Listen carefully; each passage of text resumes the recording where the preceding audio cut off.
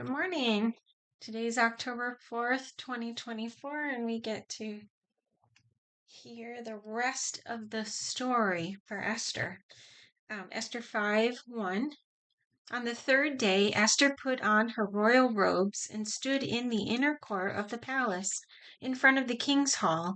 The king was sitting in his royal throne in the hall, facing the entrance. When he saw Queen Esther standing in the court, he was pleased with her and held out to her the gold scepter that was in his hand. So Esther approached and touched the tip of his scepter. Then the king asked, "What is it, Queen Esther? What is your request? Even up to half the kingdom it will be given you." "If it pleases the king," replied Esther, "let the king, together with Haman, come today to a banquet I have prepared for him." "Bring Haman at once," the king said, "so that we may do what Esther asks." So the king and Haman went to the banquet Esther had prepared. As they were drinking wine, the king again asked Esther, "Now what is your petition? It will be given you. And what is your request? Even up to half the kingdom it will be granted." Esther replied, "My petition and my request is this. If the king regards me with favor, and if it pleases the king to grant my petition and fulfill my request, let the king and Haman come tomorrow to the banquet I will prepare for them. Then I will answer the king's question." Haman went out that day happy and in high spirits. But when he saw Mordecai at the king's gate and observed that he neither rose nor showed fear in his presence, he was filled with rage against Mordecai. Nevertheless, Haman restrained himself and went home. Calling together his friends and Zeresh his wife, Haman boasted to them about his vast wealth, his many sons, and all the ways the king had honored him, and how he had elevated him above the other nobles and officials. "And that's not all," Haman added. "I'm the only person Queen Esther invited to accompany the king to the banquet she gave. And she has invited me along with the king tomorrow. But all this gives me no satisfaction as long as I see that Jew, Mordecai, sitting at the king's gate." His wife Zeresh and all his friends said to him, "Have a gallows built 75 feet high, and ask the king in the morning to have Mordecai hanged on it. Then go with the king to the dinner and be happy." This suggestion delighted Haman, and he had the gallows built. That night the king could not sleep, so he ordered the book of the Chronicles, the record of his reign, to be brought in and read to him. It was found recorded there that Mordecai had exposed Bigthana and Teresh, two of the king's officers who guarded the doorway, who had conspired to assassinate King Xerxes. "What honor and recognition has Mordecai received for this?" the king asked. "Nothing has been done for him," his attendants answered. The king said, "Who is in the court?" Now Haman had just entered the outer court of the palace to speak to the king about hanging Mordecai on the gallows he had erected for him. His attendants answered, "Haman is standing in the court." "Bring him in," the king ordered. When Haman entered, the king asked him, "What should be done for the man the king delights to honor?" Now Haman thought to himself, "Who is there that the king would rather honor than me?" So he answered the king, "For the man the king delights to honor, have them bring a royal robe the king has worn, and a horse the king has ridden, one with a royal crest placed on its head. Then let the robe and horse be entrusted to one of the king's most noble princes. Let them robe the man the king delights to honor, and lead him on the horse through the city streets, proclaiming before him, 'This is what is done for the man the king delights to honor.'" "Go at once," the king commanded Haman. "Get the robe and the horse, and do just as you have suggested for Mordecai the Jew, who sits at the king's gate. Do not neglect anything you have recommended." So Haman got the robe and the horse. He robed Mordecai and led him on horseback through the city gates, proclaiming before him, "This is what is done for the man the king delights to honor." Afterward, Mordecai returned to the king's gate, but Haman rushed home with his head covered in grief and told Zeresh, his wife, and all his friends everything that had happened to him. His advisers and his wife Zeresh said to him, "Since Mordecai, before whom your downfall has started, is of Jewish origin, you cannot stand against him. You will surely come to ruin." While they were still talking with him, the king's eunuchs arrived and hurried Haman away to the banquet Esther had prepared. So the king and Haman went to dine with Queen Esther. And as they were drinking wine on that second day, the king again asked Queen Esther, "What is your petition? It will be given you. What is your request? Even up to half the kingdom it will be granted." Then Queen Esther answered, "If I have found favor with you, O king, and if it pleases your majesty, grant me my life. This is my petition, and spare my people. This is my request. For I and my people have been sold for destruction and slaughter and annihilation. If we had merely been sold as male and female slaves, I would have kept quiet, because no such distress would just justify disturbing the king." King Xerxes asked Queen Esther, "Who is he? Where is the man who has dared to do such a thing?" Esther said, "The adversary and enemy is this vile Haman." Then Haman was terrified before the king and queen. The king got up in a rage, left his wine, and went out into the palace garden. But Haman, realizing that the king had already decided his fate, stayed behind to beg Queen Esther for his life. Just as the king returned from the palace garden to the banquet hall, Haman was falling on the couch where Esther was reclining. The king exclaimed, "Will he even molest the queen while she is with me in the house?" As soon as the word left the king's mouth, they covered Haman's face. Then Harbona, one of the eunuchs attending the king, said, "A gallows 75 feet high stands by Haman's house. He had it made for Mordecai, who spoke up to help the king." The king said, "Hang him on it." So they hanged Haman on the gallows he had prepared for Mordecai. Then the king's fury subsided. That same day, King Xerxes gave Queen Esther the estate of Haman, the enemy of the Jews. And Mordecai came into the presence of the king, for Esther had told how he was related to her. The king took off his signet ring, which he had reclaimed from Haman, and presented it to Mordecai, and Esther appointed him over Haman's estate. Esther again pleaded with the king, falling at his feet and weeping. She begged him to put an end to the evil plan of Haman the Agagite, which he had devised against the Jews. Then the king extended the gold scepter to Esther, and she arose and stood before him. "If it pleases the king," she said, and if he regards me with favor and thinks it the right thing to do, and if he is pleased with me, let an order be written overruling the dispatches that Haman, son of Hammedatha the Agagite, devised and wrote to destroy the Jews in all the king's provinces. For how can I bear to see disaster fall on my people? How can I bear to see the destruction of my family?" King Xerxes replied to Queen Esther and to Mordecai the Jew, "Because Haman attacked the Jews, I have given his estate to Esther, and they have hanged him on the gallows. Now write another decree in the king's name in behalf of the Jews as seems best to you, and seal it with the king's signet ring, for no document written in the king's name and sealed with his ring can be revoked." At once the royal secretaries were summoned. On the 23rd day of the third month, the month of Sivan, they wrote out all Mordecai's orders to the Jews and to the satraps, governors, and nobles of the 127 provinces stretching from India to Cush. These orders were written in the script of each province, and the language of each people, and also to the Jews in their own script and language.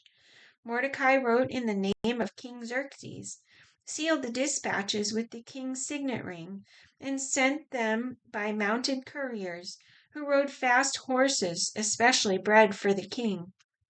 The king's edict granted the Jews in every city the right to assemble and protect themselves, to destroy, kill, and annihilate any armed forces of any nationality or province that might attack them and their women and children, and to plunder the property of their enemies. The day appointed for the Jews to do this in all the provinces of King Xerxes was the 13th day of the 12th month, the month of Adar. A copy of the text of the edict was to be issued as law in every province and made known to the people of every nationality, so that the Jews would be ready on that day to avenge themselves on their enemies. The couriers riding the royal horses raced out, spurred on by the king's command, and the edict was also issued in the citadel of Susa. Mordecai left the king's presence wearing royal garments of blue and white, a large crown of gold and a purple robe of fine linen. And the city of Susa held a joyous celebration. For the Jews, it was a time of happiness and joy, gladness and honor.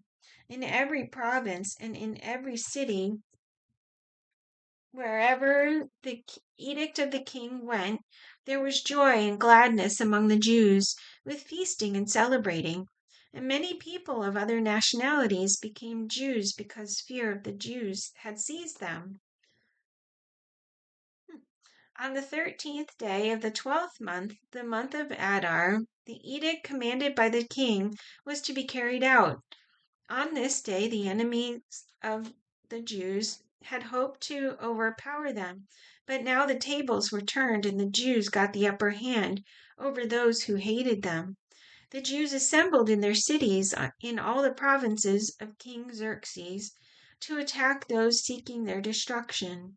No one could stand against them, because the people of all the other nationalities were afraid of them, and all the nobles of the provinces, the satraps, the governors, and the king's administrators helped the Jews, because fear of Mordecai had seized them. Mordecai was prominent in the palace. His reputation spread throughout the provinces, and he became more and more powerful. The Jews struck down all their enemies with the sword, killing and destroying them, and they did what they pleased to those who hated them. In the citadel of Susa, the Jews killed and destroyed 500 men.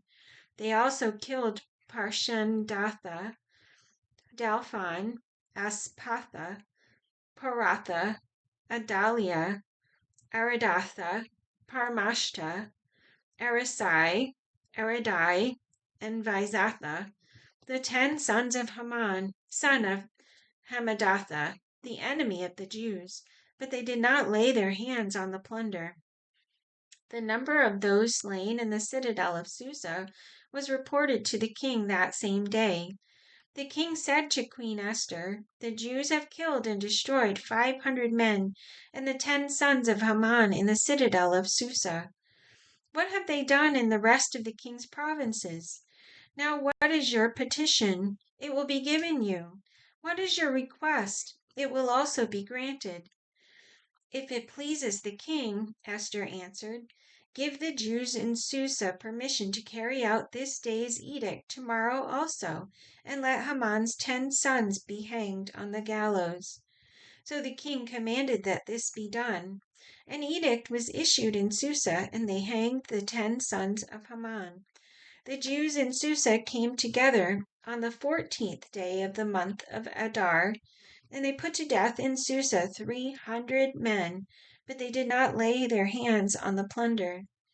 Meanwhile, the remainder of the Jews who were in the king's provinces also assembled to protect themselves and get relief from their enemies. They killed 75,000 of them, but did not lay their hands on the plunder. This happened on the 13th day of the month of Adar, And on the 14th day they rested and made it a day of feasting and joy.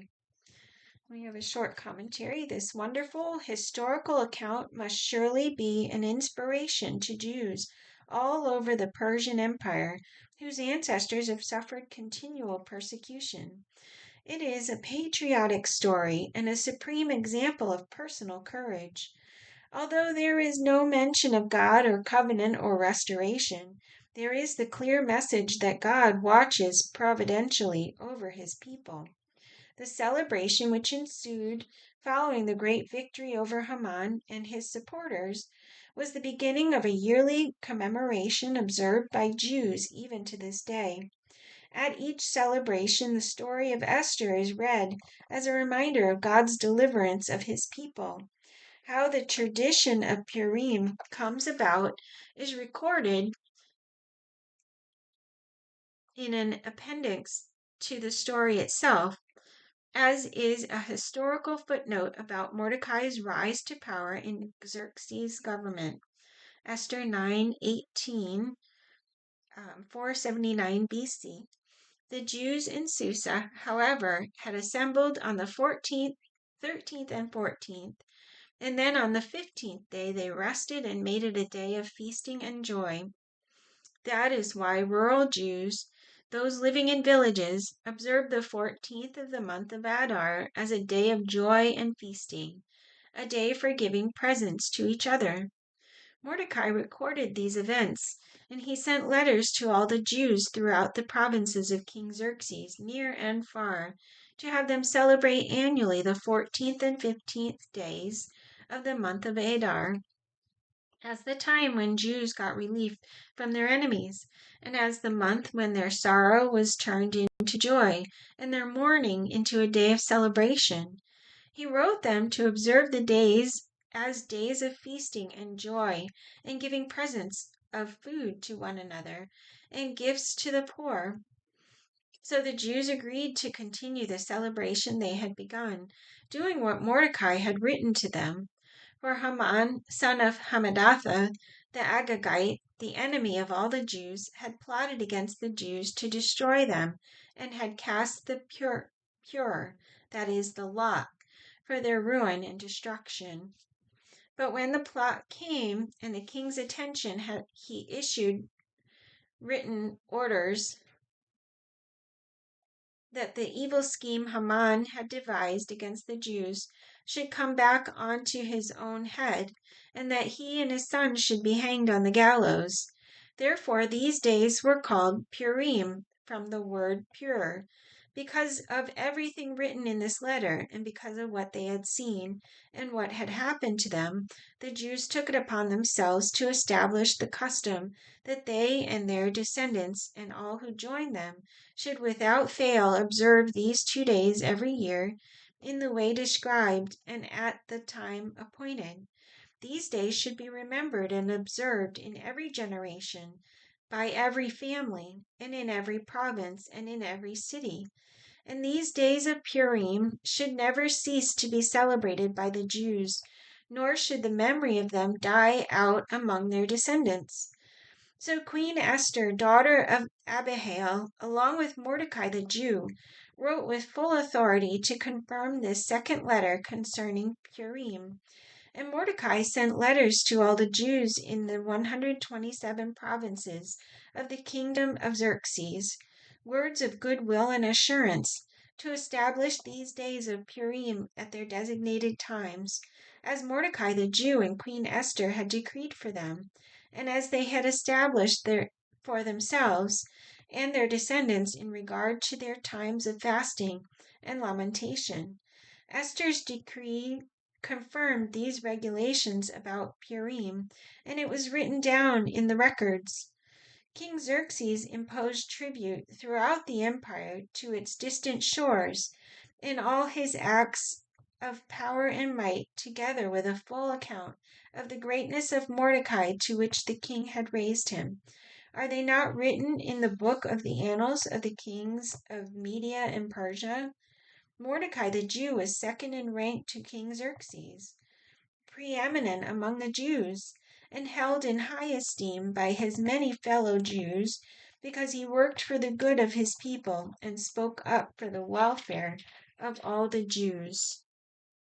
Okay, that's it for today. I love that story. All right, that's it. Have a great day. See you tomorrow.